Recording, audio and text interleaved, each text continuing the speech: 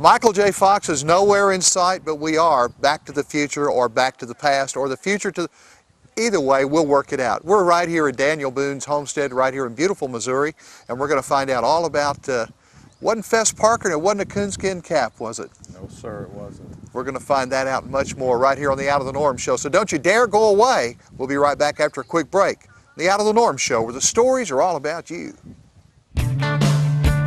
It's the Out of the Norm Show, where the stories are all about you, with author, musician, radio and television personality, and all-around nice guy, your host, Norm Allen. Hi, welcome back to the Out of the Norm Show. I'm glad you stuck around with us. We're going to take a little trip today back into American history and learn some things about a TV icon, a movie icon, but really he was an important person in American history. And to share that story with us, let me introduce you to Mr. Grady Manis, who is the resident historian here at Daniel Boone's homestead. Did I get all that right? Close enough, sir. Close enough. Yes. Yep. This was where Daniel spent the last years of life, right up here at on top of the hill.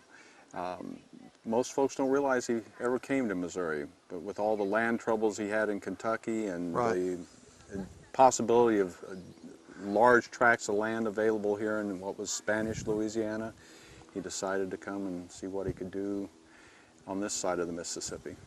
But was this the only outpost that Daniel Boone established on the west of Mississippi? Yes, sir. His family settled throughout the Femme Osage Valley here and pretty much got it settled, and many of his descendants still live here in this general area. Many of his descendants are still here then? Yes, sir. Wow, that's interesting. You have a family as large as his, then you leave descendants just about everywhere where you go. So the place like this, now tell me a little bit about the property that we're on and how did Daniel Boone end up with this property, and then the kind of the evolution of that. All right. His son, Nathan, his youngest son, who he and Daniel and Nathan were duplicates of one another as far as their skills and the way they lived and all. They all moved to Missouri. Nathan bought this particular tract of property and started building a home. Daniel and Rebecca were kind of retired, so Daniel had a huge tract of land, but why build on it when you can go live with your children and spoil your grandchildren, which is exactly what he did. Of the 3 children in the area, Daniel seemed to spend most of his time here with Nathan and Nathan's family. Did he purchase this land, or was this given to him in a land grant? How did the Boone family end up with the property? Most of the family got their property directly through land grants. Nathan decided halfway here that he couldn't leave his sweetheart back home, so he told his dad, I'm going back and see if she'll marry me and if she'll come to Missouri.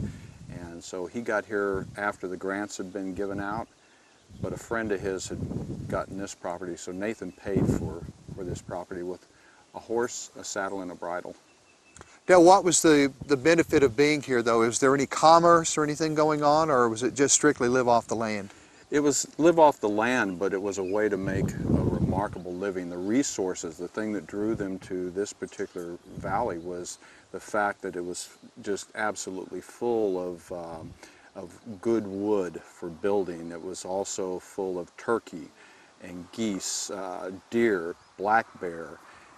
The rivers were chock full of beaver and muskrat and otter. So trapping and trading. Trapping and hunting and trading was... And the lumber industry. Yes, sir. Building a lumber mill. Yeah. Wow. Now, on the property today, there's the original home. Yes, sir. What else is on the property here? Well, we've... Lindenwood University, who acquired the property, has turned this into a learning center for folks involved in our interpretation program and our cultural history program. So we've amassed a bunch of buildings from the time period of Boone's occupancy here, and they've all been moved in and reconstructed into a village, a Missouri frontier village, focusing on the year 1820. So what we're going to see today is life in 1820.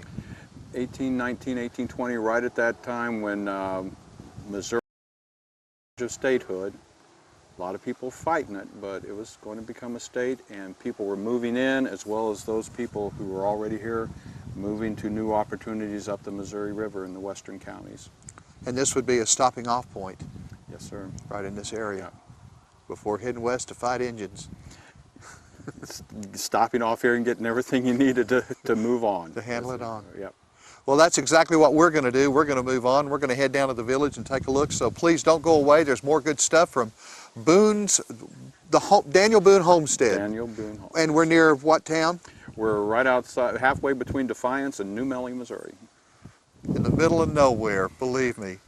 Go with us. We're going to head out to the village and check it out. We'll be right back after a quick break. More of the Out of the Norm show.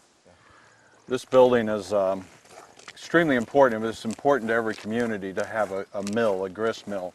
This particular mill may be the last standing and working example of a horse-powered grist mill. Most everybody converted their milling operations to water power.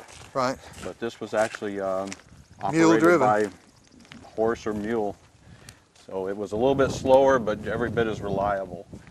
And this was a center of business for a small community like this. Everybody had to get their grains ground into meal so they could use it for cooking and feed for horses and such. Well, where is the hoppers and everything? Everything's up above.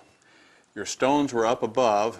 Grain was lifted up through a trap door, hauled over to the stones, fed through the hopper, ground, and then they dropped down below. They would come out down here? Yes, sir.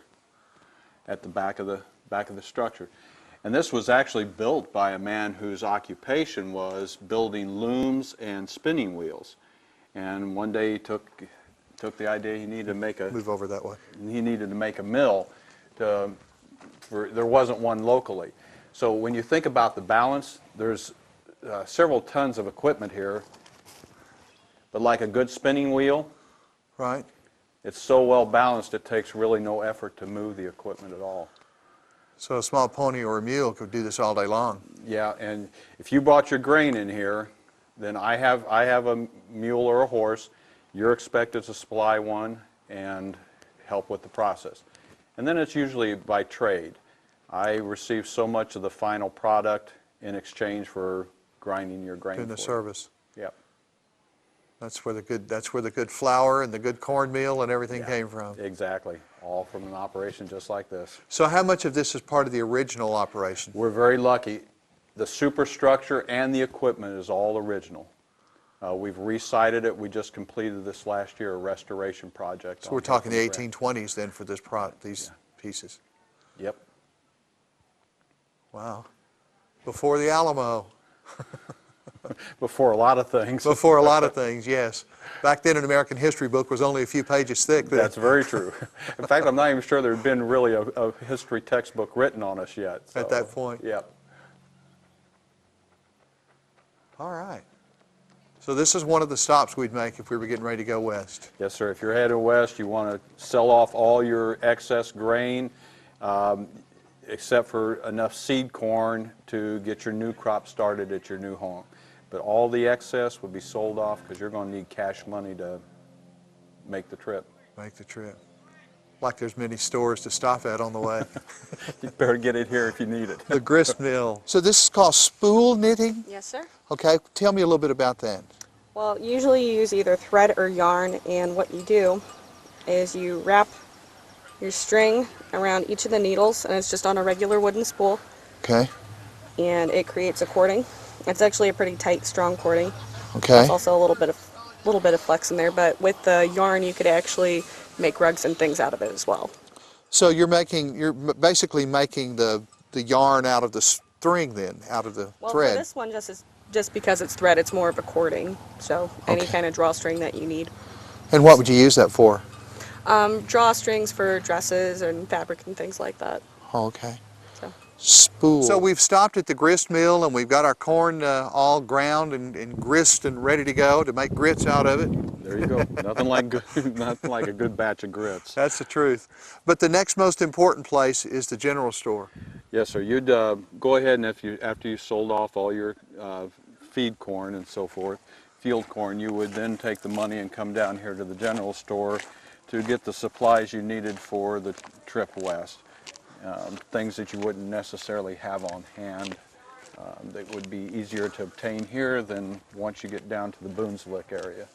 Now, the general store, where would those products come from? How were they brought into a settlement like this? Most everything was shipped by water on the Femo Sage right down here, and if you could get it to New York or New Orleans, it could be brought down the Ohio or up the Mississippi, and you could get it in St. Louis. So here on the frontier, things weren't quite as sparse as some folks would think right off. Oh, so you were able to get things pretty easy then? Yes, sir. It would take a little bit of time, and there was shipping expense, so things were kind of high. This way a little bit. Things were kind of high, but the fact is the availability of merchandise was almost unlimited. So you could, a little place like this as an outpost would supply how many wagon trains a year? Folks that moved through here or moved into the area, you might, in a small place like this, service could as high as 1,000 people, which for a small little community. In a year's time, or yes, in a year's time. 1,000 people Yeah. coming through here. Yep. And that's not counting the hundreds of other settlements all along the frontier where the same thing was going on. Exactly, exactly. And a post like this would have started off as a trading post dealing with trappers and Indians, and then eventually as people settled in the area, you would start carrying textiles for the housewives to make into clothing, and china and that kind of thing. By 1819, 1820, that time period of change, you'd still see Indian trade items in here, traps, but then household goods as well. Were there a lot of Revolutionary War soldiers who joined that westward scrape after the War of 1812? Oh yeah, it's soldiers get a wanderlust about them, and you had bounties for your service, which were paid off in land. And sometimes you would sell off your land bounty just for the ability to speculate and buy more land further west. And you were taking a chance, but this Missouri was considered, or what was at that time still the territory, was considered, this was the promised land. So some of the items we, of course, would supply to you would be traps. Number 4 here, you know, if you're of need those, you might be using them for smaller game, things like that. We don't have any things like bear traps, although you might encounter those, but these would be some of the smaller animals that you might have around. Now, would the animals that you would catch, with this rabbits, the things of that sort, fox, things of that sort? Beaver, coyotes, you know, whatever It was specifically to sell pelts, or was it specifically for self-survival? Oh, well, I think you get a combination. Some folks are going to use that for food. Some of them are going to use it for pelts and things, skins that you're going to use for clothes, shoes, an assortment of things. We're going to use them. Nothing's going to go to waste, I guarantee. What was how large was the pelt industry? Oh, around here, very big. We're definitely. So it's supplying to where? We're going to take ours down to St. Louis or St. Charles. We're going to ship them down there, and sometimes the trappers come in, and maybe they don't want to go all the way down there. So we're going to take those. We're going to trade the goods that they might need that we can supply, and then we're going to see if we can get a little markup and get a better price down there for ourselves. So make a little money and also increase your inventory here. Exactly. Sorry. Here's something else. Our French, we have a good community of French folk, and many of them want to have their sabots, their wooden shoes, and so we're trying to work up a little trade with them making those. They're good out in the field, better than going barefoot, and they'll last for a good while. Year guarantee on each pair. A year guarantee on each pair. If you're not too close to a beaver, there goes the shoes. Well, if you can attract them, maybe get the skin off the beaver too. There you go. You're going to score all the way around. All right. Well, thank you so much for the tour of the general store. We've been to the grist mill and the general store, and we're going to head on down and see what else we need to accumulate. Well, you let us know what you need, and we're going to get it. If we don't have it, we can get it in, and we'll have it in a few weeks. All right. If you don't have it, then I probably don't need it. Yeah, that's part of the story too. Works for Walmart too. Hey, we're going to be right back after a short, quick break. We're going to head on down the street here in Boonefield Village. I think you're going to enjoy this, so don't you dare go away. There's more good stuff on the Out of the Norm show where the stories all about you. We'll be right back. One of the most important members of community was the blacksmith. Most men could bend a little bit of iron, but to have latches and hinges and that sort of thing made, you had to go to a skilled blacksmith. Well, blacksmiths, when they move into a new area, they have to build a forge, a temporary forge, until they can get their blacksmith shop built. So that's what's going on here. Our new blacksmith has set up a forge where he can begin work, and he'll build his family's house back here behind him, and eventually a big shop as he gets time and money to do so. Yeah, because most of us who think of blacksmiths, we think of farriers only.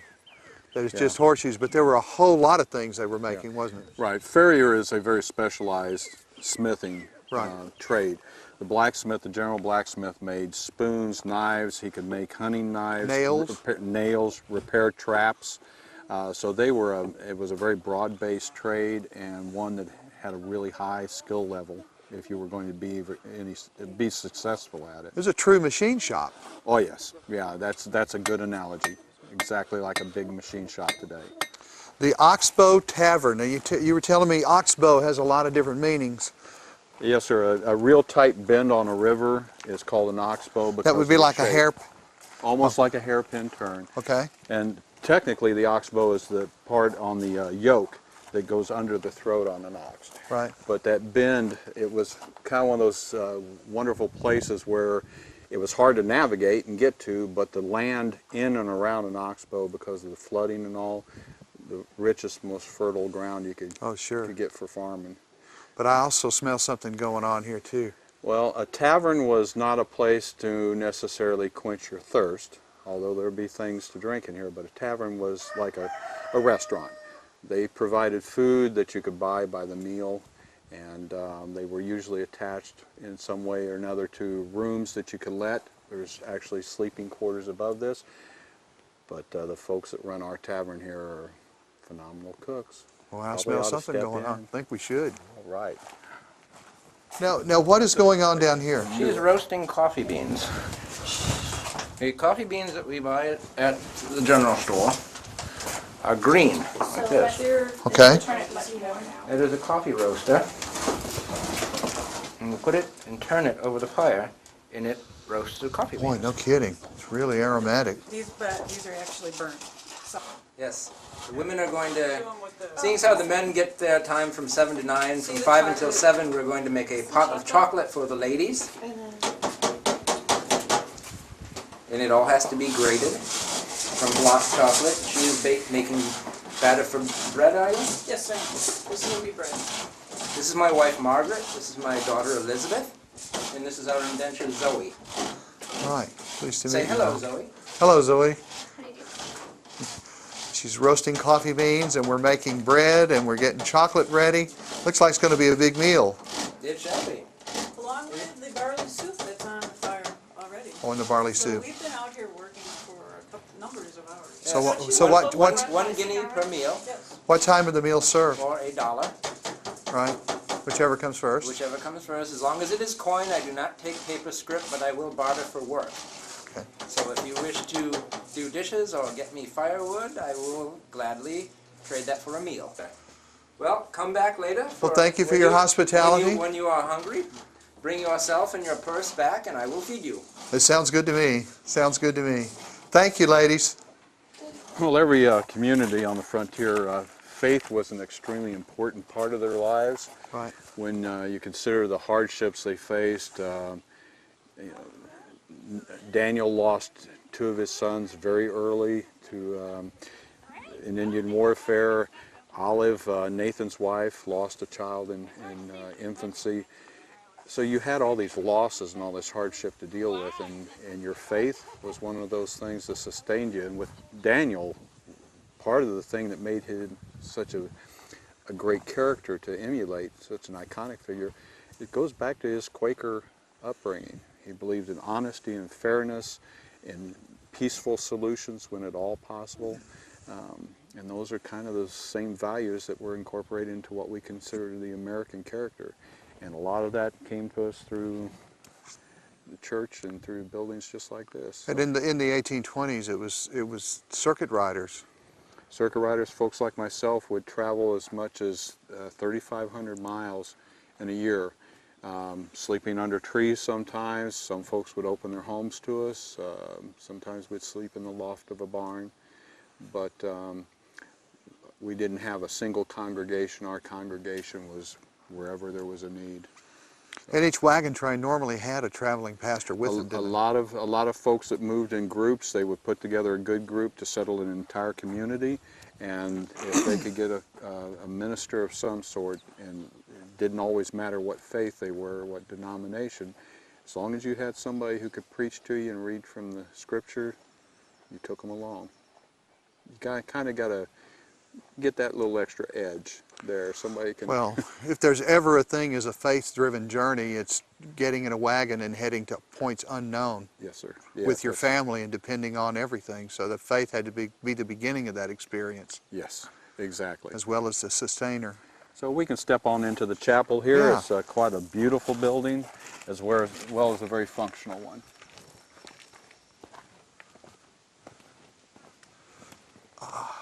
As circuit riders would ride through communities, and maybe a congregation be established with a little chapel like this, there were always special meetings that were going on. Oh yes, this was one of those places where when a circuit rider did come through, or in a great case was when two of them happened to come in at the same time, because then people would just come in, they would bring their meals in, they would eat out on the lawn, but they would have church from sunrise until sunset.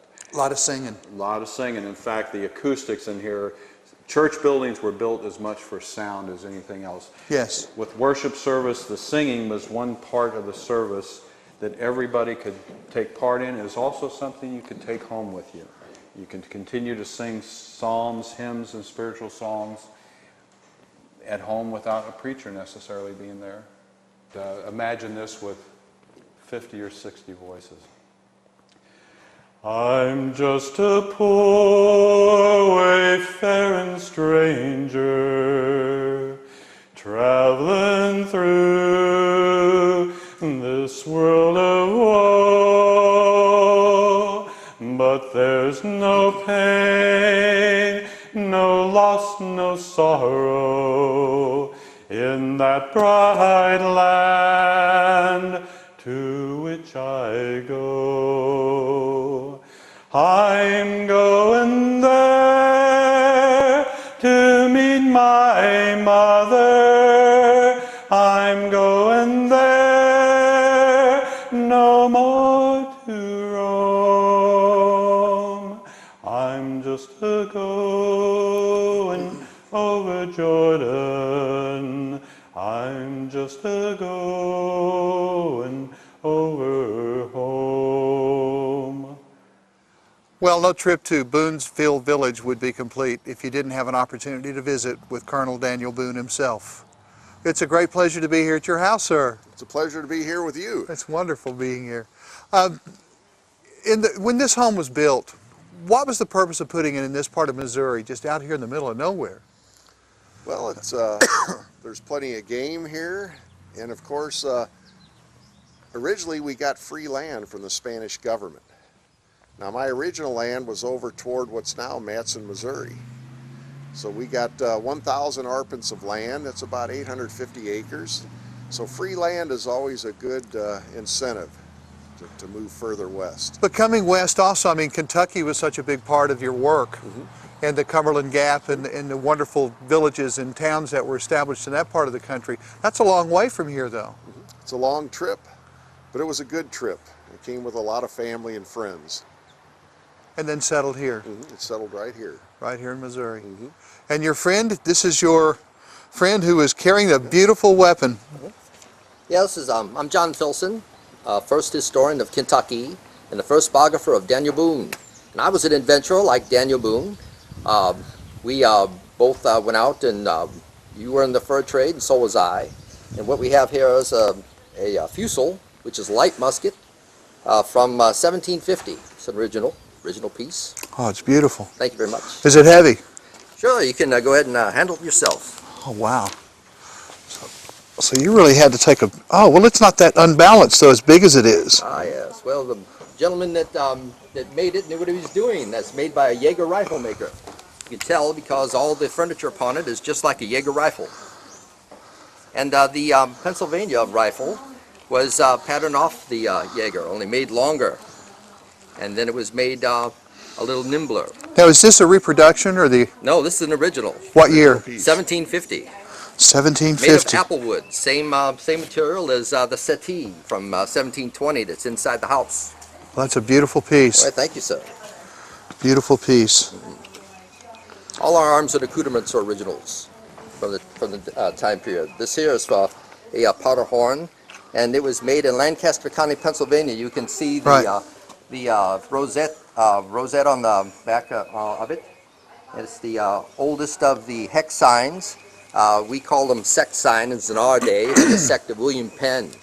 And this dates back from the same time, 1750, about the time he was 19 years old. Now, were they doing scrimshaw back then on the powder horns, or was that mostly East Coast? No, they did scrimshaw if you knew how to do such a thing. But there's no scrimshaw on this one. Just Because it's a working tool. Right. This is chip carving on this, halfway down it. And then, of course, some carving on the base plug. If Boone moved, they moved with him.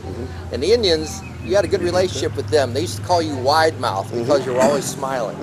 And he'd always, whenever the Indians would come into camp, he'd smile at them to let them know there's no danger here. And he'd put his hands out and shake their hand. And that was one of the reasons you lived so long. Yes, I think so. Yeah. So. Wow, what a fascinating story and a fascinating place. Yes, it is. It is a wonderful place. Well, we certainly appreciate y'all taking the time to visit with us on our show and sharing a little bit of America with a lot of America as we go out before them. That's great. It's our pleasure. It's our honor. Thank you very much. You know, American history is still alive, not only because of the great stories and the memories and reenacting and the things that kind of bring back a romantic sense to it, but American history is alive because we've held on to our heritage as a part of our heart, as a part of our culture, as a part of our religion, and a part of our daily life. Even the things that happened in 1820 are still very much affecting us today in the 21st century. We hope that you'll be mindful of that and know that your place in the world is just as important as the people whose names were famous, because you have something to contribute. We hope we'll see you again on the Out of the Norm show real soon. We'll have another story for you from someplace in America. People, places, things, and events, and it could be in your backyard. Because as always, on the Out of the Norm show, the stories are all about you. We'll see you soon. I do. Like loving the South and me just loving you. You can't go apart from things that are so dear and true. Like loving the South and me just loving you.